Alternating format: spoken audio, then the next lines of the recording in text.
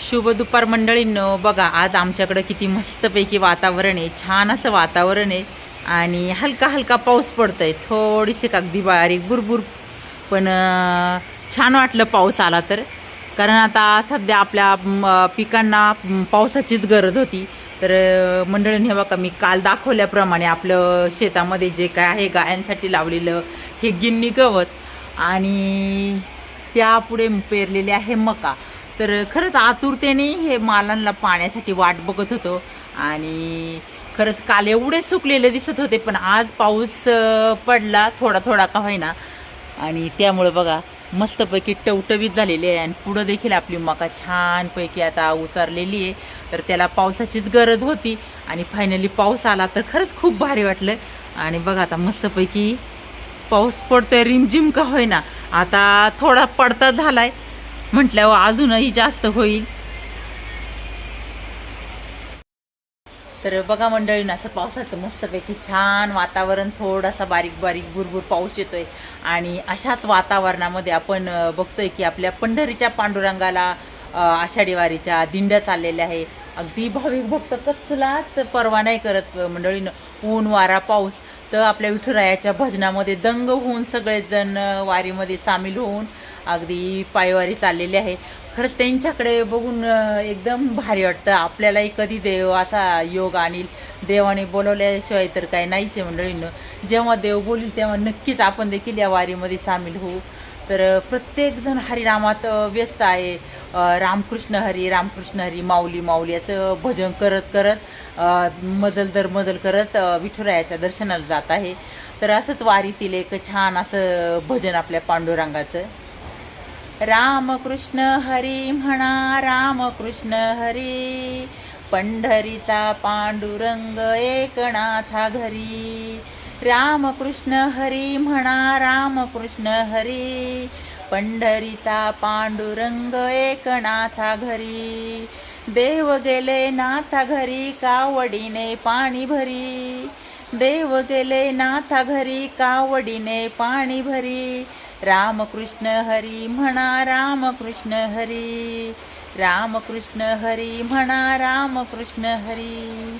तर बघा मंडळींना, आपण वारीत नाही गेलो आहे तरी पण आपण घरी बसून काय ना आपल्या हृदयामध्ये देवाचं नाव आहे, देवाचं नामस्मरण आहे.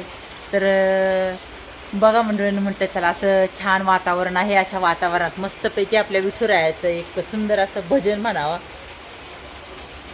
तर मैत्रिणीनं बघा, बाहेर छान असं वातावरण आहे मस्तपैकी आणि अशा थंडगार वातावरणामध्ये काहीतरी चटपटीत खावंसं वाटतं.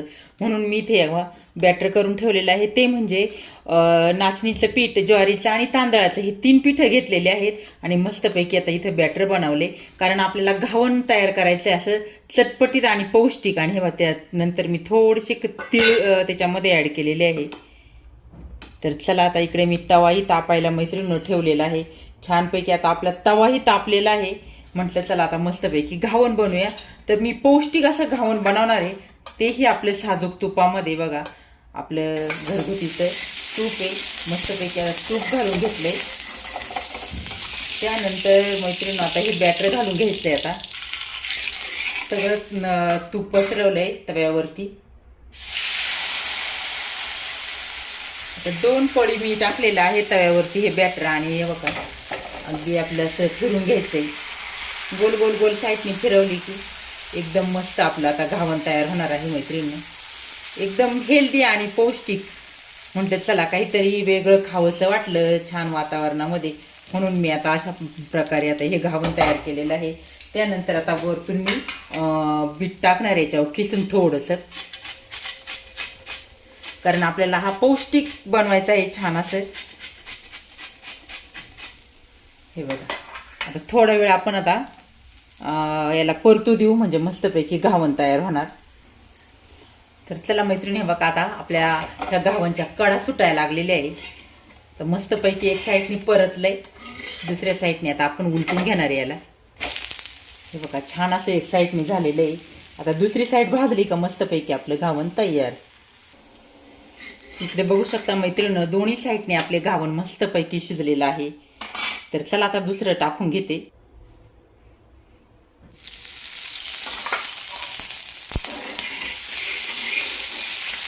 तर दुसरंही घावन मैत्रीण आपण टाकून घेणार आहे सेम ह्याच पद्धतीने.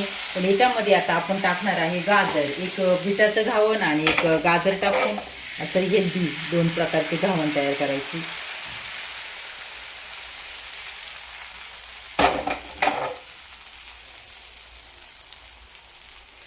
असं सगळ्या साईडने गोल गोल फिरवायचं म्हणजे मस्तपैकी आपलं घावन गोल तयार होतं.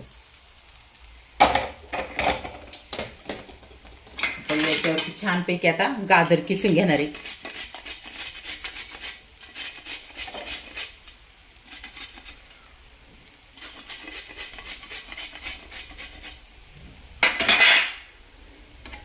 तर बघू शकता मंडळींनो किती छान आपलं आता हे एक घावन तयार होणार आहे.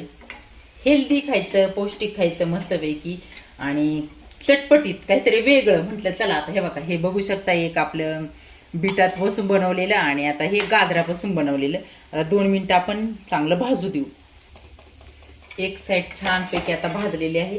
पलटी मारू याला पण. तर मैत्रिणी बघा आपलं हे देखील घावन तयार झालेलं आहे. कुणाकुणाला घावन आवडले नक्की सांगा. एक केले गाजरापासून आणि एक केले बिटापासून. तर रेसिपी आवडल्यास नक्की एक लाईक करा.